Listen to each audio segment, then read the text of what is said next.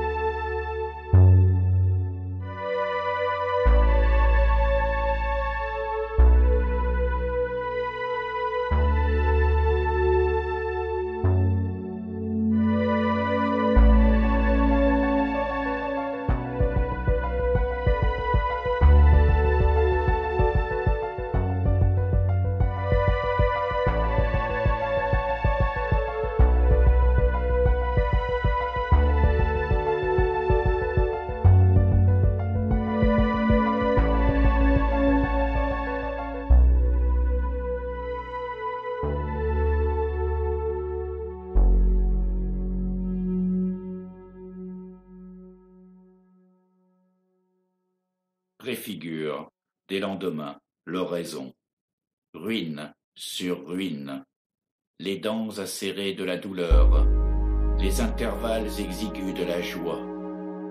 Entrelacs de lumière et de sang, l'ombre de l'homme conserve l'intégrité de son énigme. Errante au détour du labyrinthe, mémorial de sa défunte gloire, elle mesure la nudité des murs, erratique parole au décombre, à signer. Signe l'archipel en déroute, l'informe, gravé sur le seuil mouvant des sables. Lui, en son plus pur dépouillement, la margelle où se recueille l'abandon. Terreur aux abords du gouffre hurlant. Maintenant cingle le vent. Disséminer les vestiges de l'antique raison, noir sur noir. Je veille, soucieux de sources limpides. Le désert, insomnieux, confirme la faune vérité. La clôture du champ, en l'étourdissante voix où tu t'évertues à déchiffrer, parmi les cris du feu, un murmure plus serein. Entre les murs, intermittents, lisses, filigranes, que tu lis, blanc sur blanc. Dédale, maître de l'harmonie et du jeu, voix, par l'austère jalonnement auquel tu assignes la succession de chaque instant, s'accomplit, résonances granitiques et solaires, la plus pure des éloges du vide.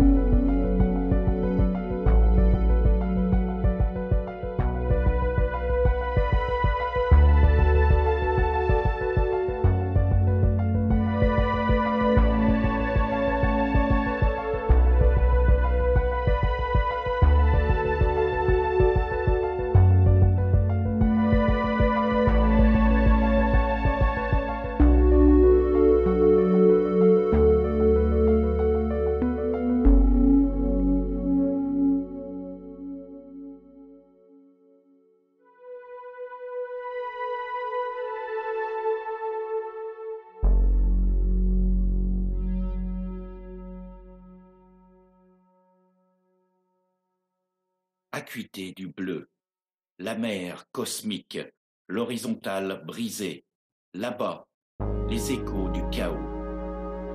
Fulguration de l'échine du zénith, effusion de grappes mordorées sur l'incarnat du jour, l'origine retournée.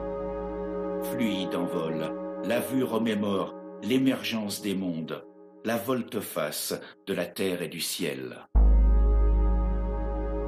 Je perçois l'écho résiduel de ce qui fut, quelque primitive intuition, miroir en deçà du sens, reflet antérieur à la pensée, voix multiple et brasée qui me convoque, m'interpelle, prescience d'un premier jour outrepassant ma mémoire.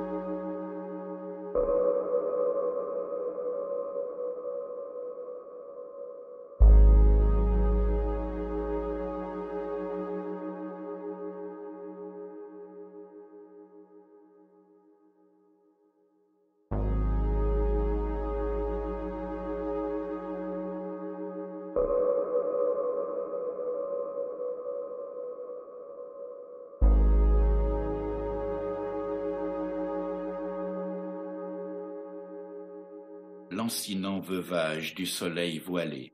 Figé, le vaste corps de la plaine se noie en ses opaques pleurs répandus. Échouée sur la terre, la lumière vieillissante s'immobilise, déchue, mortelle désormais.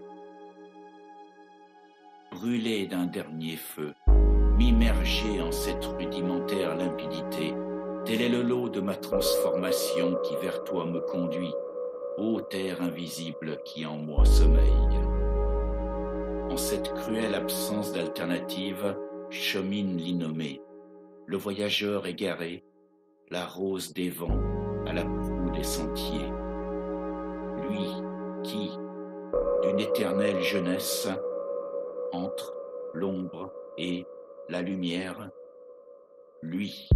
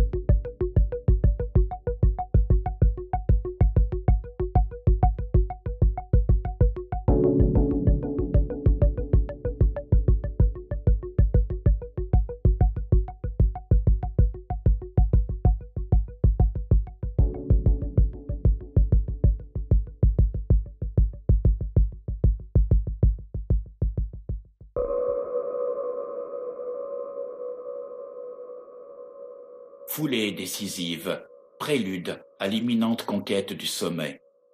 En contrebas, brumeux cocon ouaté, un monde, possible, impossible, est à naître. Agrippé au rocher luisant, la main dissimule l'ultime part de l'ombre, la face cachée de la mort, entre lacs de granit et de sang. Hauteur extrême du jour, s'embrase le sentier, s'éboule une falaise.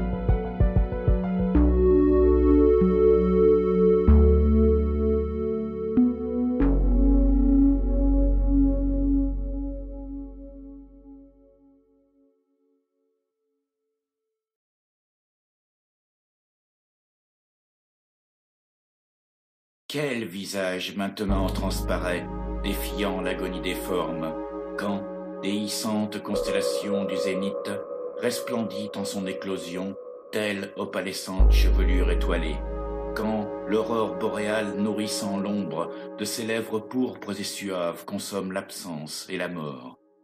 Empreinte de plénitude océane, tu t'éveilles, antérieure à toute vie, scintillante rose des sables stellaires, vouée au vent propice, ravivant les braises des mémoires languissantes.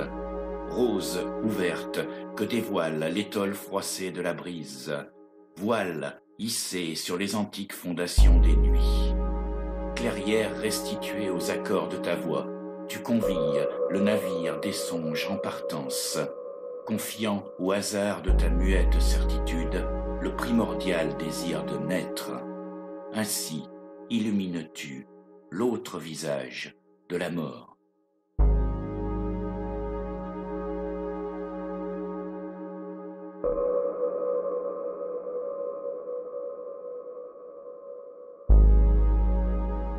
Qui est parvenu, ne serait-ce que dans une certaine mesure, à la liberté de la raison, ne peut rien se sentir d'autre sur terre que voyageur.